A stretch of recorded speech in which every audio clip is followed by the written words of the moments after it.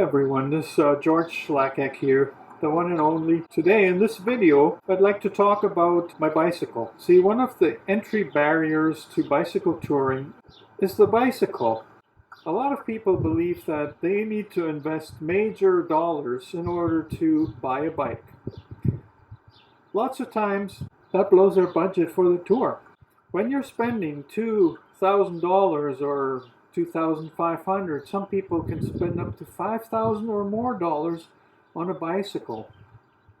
Yeah, who's got the money to make that investment? Plus, you have to buy panniers, you have to buy a good tent, you have to buy all kinds of accessories. Lots of people will make that investment, get a good bicycle, and then they are basically stuck with touring close to their home.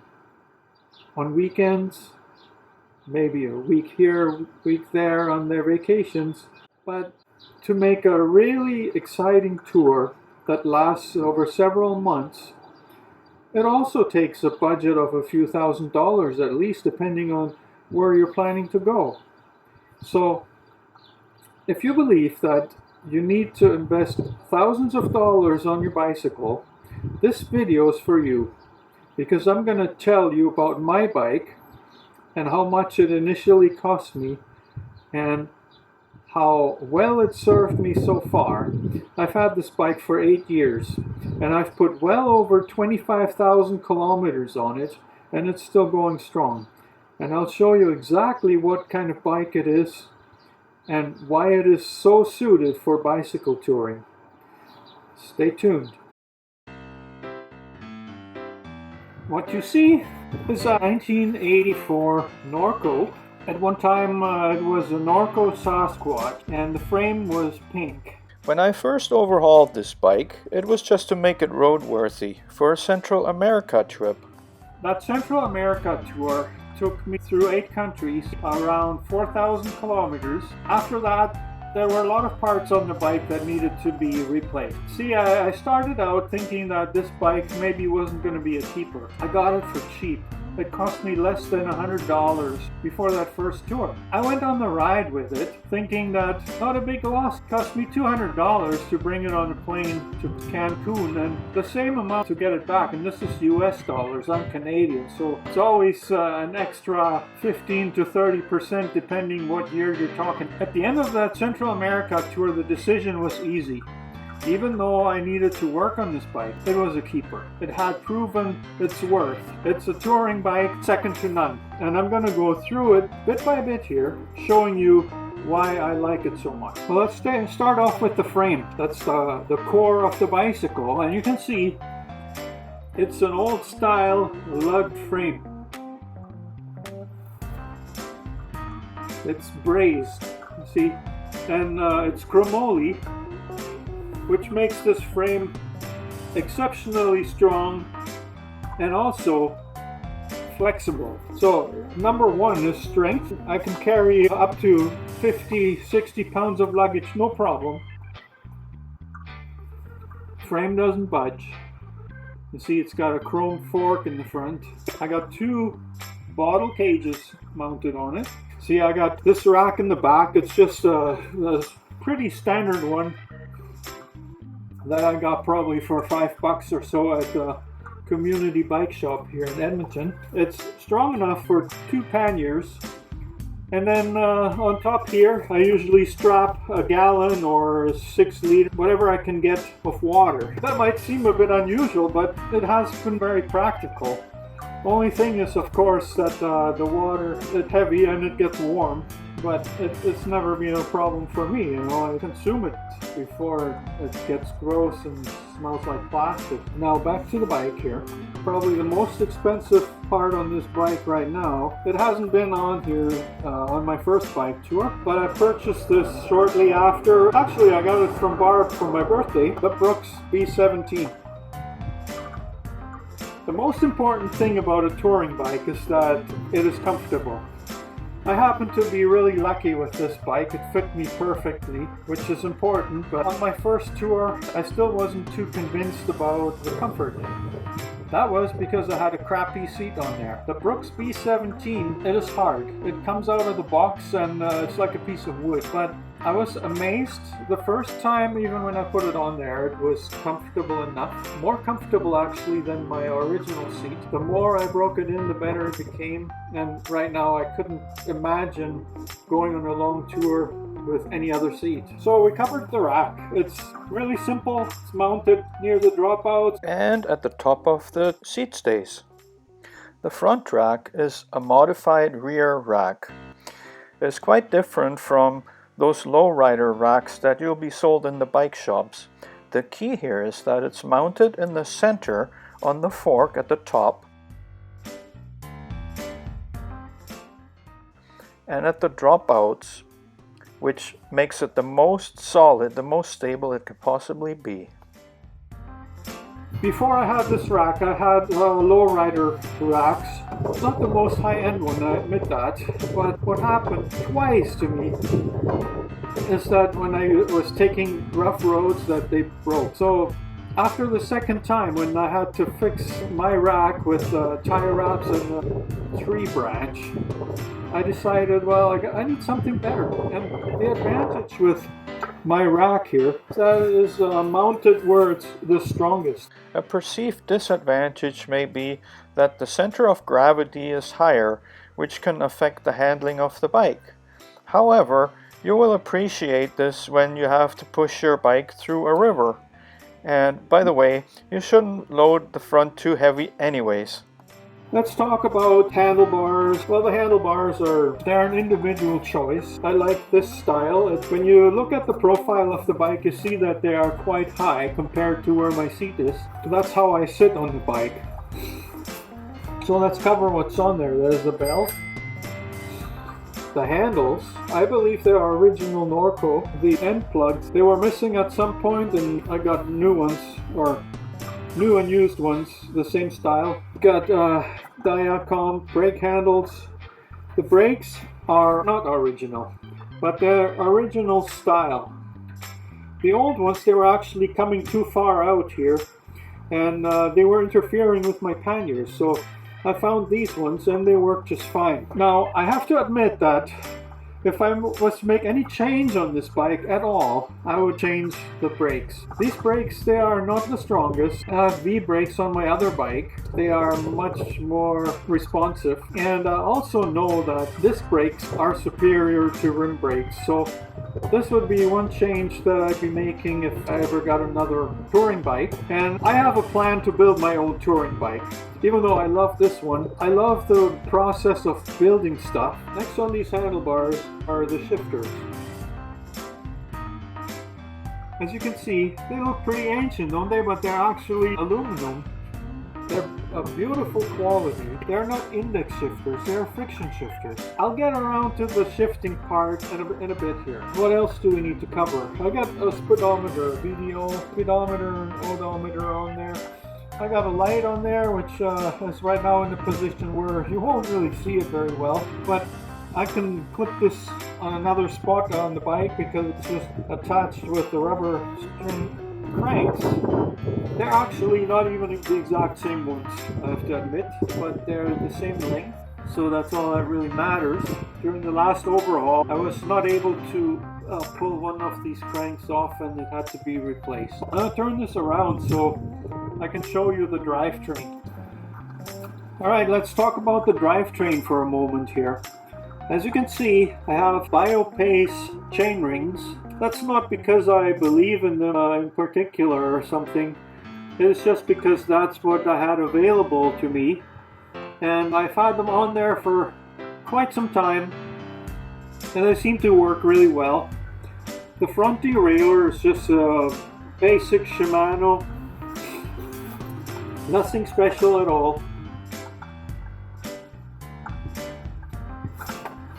We'll move back here. What you can see here is the freewheel. It's a Shimano Mega Range freewheel with a granny gear that has 34 cogs, which allows me to climb steep hills even with luggage.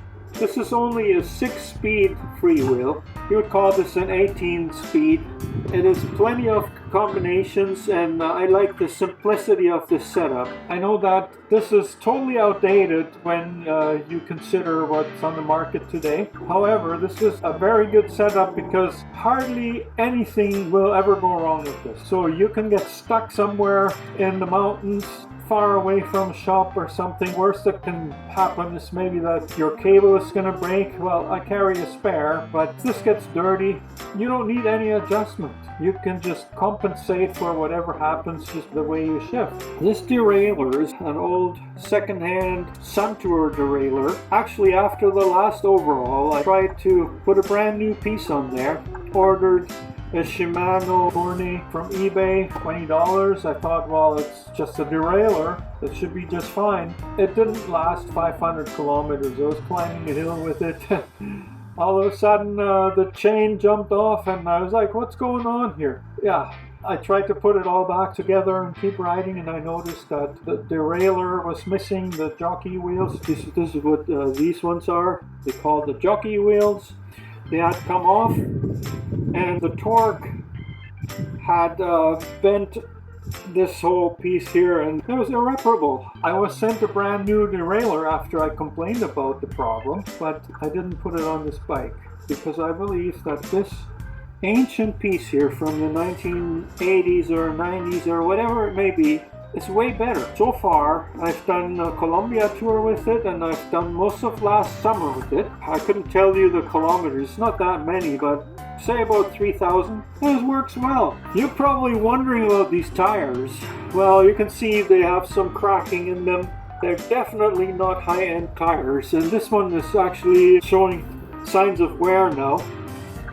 The front one is exactly the same kind. It's got more tread on it still. Both of these tires cost me $5. Community Bike Shop. I volunteer there. I get a little discount. And they have been on there for over, I believe it's over 2 years now. I wear them out before they blow because of those cracks, and because they are very basic tires. They're built sturdy and they're probably heavy, but on a bike tour, when you have, say, 50 pounds of luggage, a few grams more of tire weight, it really doesn't matter. Even the rims are nothing special. I had to change this one last year because, yeah, I wiped out. I found this one secondhand. It's good.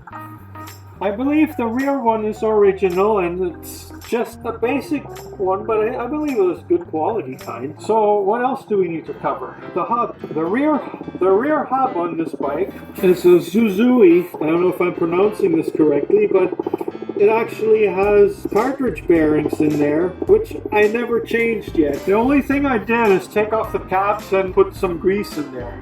You can hear the helicopter. Yeah, just clean them out, put some grease in there, and they're good to go. Which leads me to the bottom bracket. That's a part that is not original on this bike because I believe in cartridge bottom brackets. On my first Panama tour, the bottom bracket was in pieces by the end of the tour, and I was actually quite grateful to have made it the whole tour with that bottom bracket. The front hub is good mid-range. I have lights on my bike too. I showed you the front one. The rear one is just under the seat. I had to change the pedals on this bike this last tour in Colombia. These ones are decent quality pedals. There's no clips or anything. I don't believe in that. I think it's overrated. I can ride just fine with my feet flat on there, and I just work it, on the downstroke. It's more natural that way, I believe. Some of you might debate me on that. You can leave me some comments and tell me what you think. See, the whole point of this video is to show you the bike I've been touring with for 8 years. If I had a sponsor who would offer me a bike that's worth like $3,000, $4,000, maybe more than that, I would probably take it because who wouldn't? But if this never happens, it don't bother me one bit because I'm proud of my bicycle. It works really well, and it's the proof that an expensive bike is definitely overrated. You can build this for less than $100 if you source your part where possible secondhand, and some of them you might have to use brand new parts. But it's basically your labor that goes into it. which has the advantage that at the same time you will get to know your bike as good as you actually need to know it when you go on a long tour, because you know things will break. There's inevitable, and if you know how to fix your bike because you built it yourself, nothing can go wrong. Yeah, by the way, the paint job on the bike, I did this with Rust-Oleum hammered finish paint. This is the second paint job that I did on this bike. The first one was terrible. The key to getting a good paint job with this is use a quality primer and also sand with really fine sandpaper and water in order to make the final coat stick. And this doesn't have any clear coat on it or anything, but it's got enough coats on there to protect the frame. And you can see it's got some scratches already. That doesn't really matter, that's normal. Yeah, what it is with this bike, it's a budget bike, but it served me exceptionally well, and it proves the point that you don't need to spend thousands of dollars to have a good touring bike. I've ridden this bike for over 8 years, coast to coast across Canada, done a Central America tour of over 4,000 kilometers over 3 months. It's had 2 tours in Colombia, and it gets plenty of mileage every fall, spring and summer here in Edmonton. I love this bike, it fits me well, and it's a keeper. Don't need anything else. And the simplicity of this bike is actually its strongest point. Nothing much can go wrong with it. That's the beauty of a bicycle, period.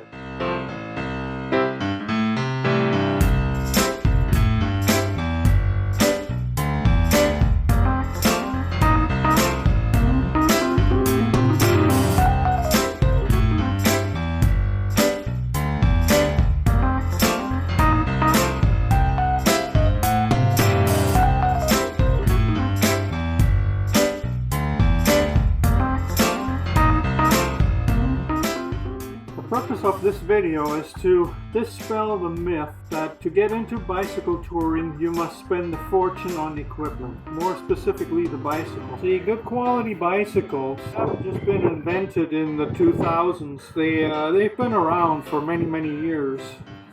And some of the quality bicycles from the 1980s, they work just as well as they did back then. A bicycle is a very simple device, and a lot of bikes today add complications that are definitely not needed in order for it to work. What they're needed for is for bicycle manufacturers to offer you something new. From a marketing standpoint, that is smart, but it is not necessary for a good touring bike, and that's why there are so many opportunities for you to get a sturdy touring bike like this one for next to nothing. This bike initially cost me less than $100, and even with all the upgrades that it has, it is probably still well under $500.